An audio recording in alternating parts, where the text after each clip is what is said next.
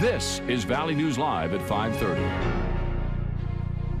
We're starting with breaking news tonight. We're now learning that police are casting a wider net across the valley in their search for the missing pregnant woman from Fargo, Savannah Greywind. Valley News Team's Bradford Eric has the latest details. Bradford, what can you tell us? Christine, we're learning late today that Grand Forks police have been going door to door across town showing a flyer of Greywind and 4 men, asking if anyone knows any information. We're told by Grand Forks police that their help was requested by Fargo authorities. Fargo police confirmed to us they are looking for 4 men in connection to Greywind's disappearance, however, would not provide pictures or details as to who these individuals are. At this hour, the latest information we have is that Savannah Greywind, who is 8 months pregnant, is still missing, disappearing without her wallet, phone charger, or car. She did take her phone, however, but police say that investigation has not yielded any results. Christine? All right, thank you, Bradford. And while all of this was developing today, family and supporters held a short ceremony this afternoon in North Fargo, asking for prayers and support. Savannah Greywind was last seen Saturday. Family telling us a neighbor asked Savannah to come upstairs in their apartment building, and that was the last she was heard from. It's supposed to be a happy time for us.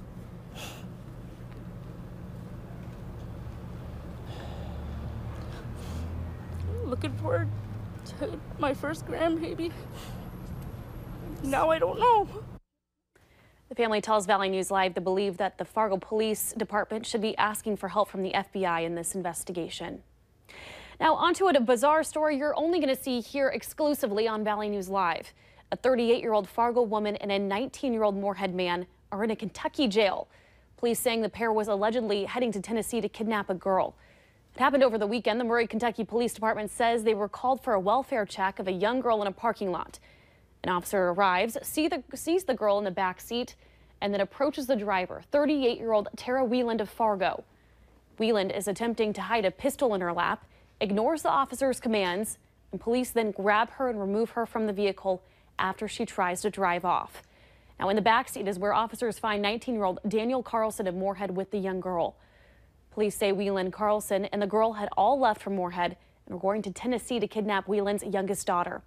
Tara Wieland faces up to 25 years in jail on charges including attempted kidnapping and third-degree assault.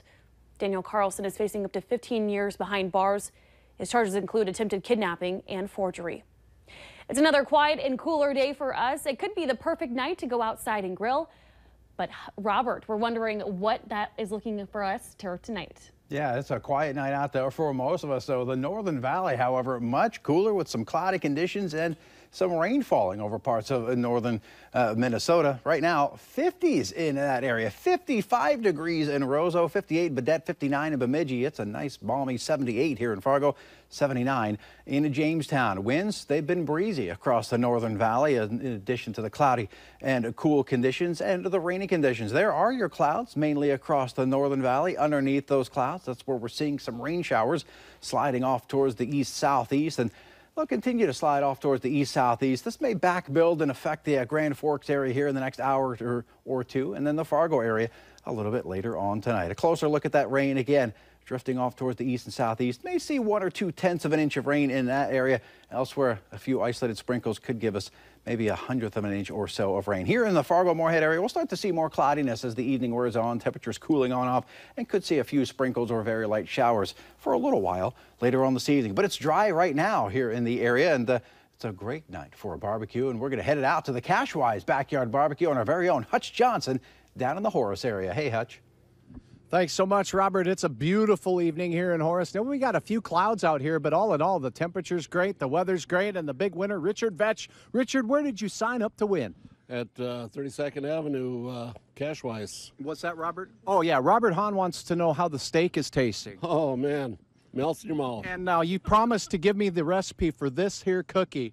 My daughter did that. Okay, that's one cookie, right? So this is mine, right? She'll fix you up. Well, I got to tell you, we're having a great time here at the Cashwise Backyard Barbecue. For now, we'll toss it back to the studio and Christine, but we've got steaks and cookies, and it doesn't get much gooder than that. No, it doesn't. Thank you, Hutch. And of course, remember to like Valley News Live on Facebook. That way you can follow the latest news, weather, and breaking news updates anytime on your feed.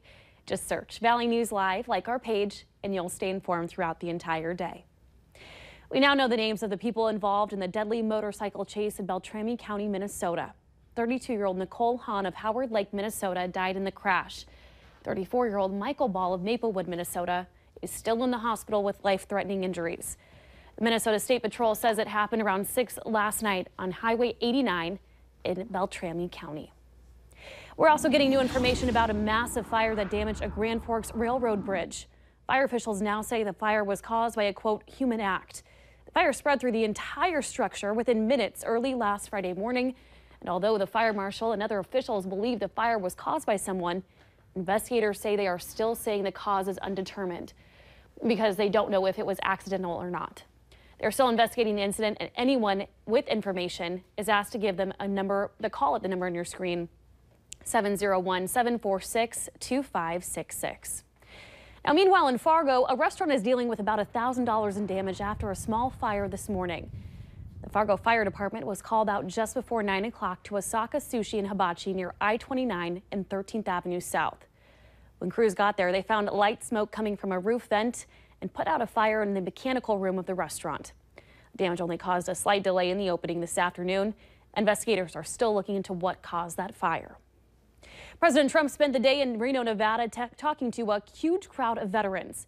He says they are examples of the national unity he's trying to create. But just the night before, the president delivered an angry tirade against the media. Weijia Jiang reports from the White House. This is a big one. President Trump signed a bill Wednesday making it easier for veterans to appeal decisions on their disability claims.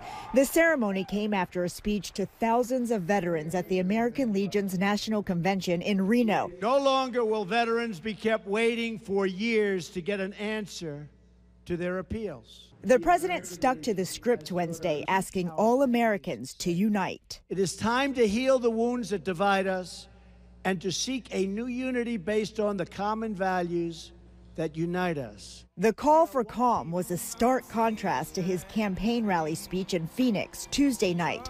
The president slammed the press, claiming they misrepresented his response to the violent protest that broke out in Charlottesville, Virginia, over a week ago. I hit him with everything. I got the white supremacist, the neo-Nazi, I got them all in there, let's say. Yeah, KKK, we have KKK. The president also issued a warning to Congress about funding his proposed wall along the southern U.S. border. Believe me, if we have to close down our government, we're building that wall. House Minority Leader Nancy Pelosi slammed the president for making the threat, saying, "Make no mistake, the president said he will purposefully hurt American communities to force American taxpayers to fund an immoral, ineffective, and expensive border wall." Weijia Jiang, CBS News, the White House. House Speaker Paul Ryan is also weighing in on the possibility of a government shutdown, saying this afternoon he believes it is unnecessary and not in the best interests of anyone. Newly reviewed medical records show that American and Canadian diplomats working in Cuba have been diagnosed with conditions as serious as a mild traumatic brain injury and central nervous system damage after reporting strange illnesses dating back to last year. The diplomats complained about symptoms ranging from hearing loss and nausea to headaches and balance. Officials are now investigating whether the diplomats were targets of a type of sonic attack at their homes, which were provided by the Cuban government. Cuba has denied any involvement in the attacks. Ready or not, classes started back up today for a lot of kiddos. Grace Lutheran School in Fargo welcomed some preschool students for the first time. You can see a lot of excitement, hand-holding, and picture-taking. Returning students came back today as well, kids all the way up to 8th graders. One dad walking his kids and told us he almost forgot school began so early and didn't even finish back-to-school shopping. By the way, Fargo Public Schools will have their first day starting tomorrow. And take a look at this. Quite the discovery was made at a public fossil dig near Bismarck last week. In a record-breaking find, paleontologists found 2 teeth from a T-Rex. One was 2.5 inches long, and the other was almost 4.5 inches. They were the 9th and 10th teeth recovered from the dig site in the last 3 years. The teeth will be on display in the Geologic Time Gallery at the State Heritage Center. The future of the Fargo Force is solidified today as they announce a contract extension for head coach Kerry Eads. He's about to begin the 3rd year of his initial contract with the Fargo Force. And today's extension will add another 3 years to the deal, as the Fargo's Force say locking Eads now for the foreseeable future was a no-brainer. He's had some Minnesota high school coaching. He had UND coaching. He's been back in the USHL prior. So for us, it was a no-brainer. We wanted to move forward. We wanted to build some consistency with our coaching staff. It's just home for me, and it's hockey country. You know, it's something I've moved to different places, and you know, they know the game, they talk the game wherever you go, and I enjoy that aspect of it. Our sports team will be taking a deeper look into the extension and plans for the future of the Force tonight on Valley News Live at 6. Have you tried the newest gym in West Fargo? It's got a lot of people talking. Solid Core claims to be different than any other gym you've been to before. The class is done on a machine that's specially made for the studio. And while you might not feel out of breath, the class will have your muscles shaking.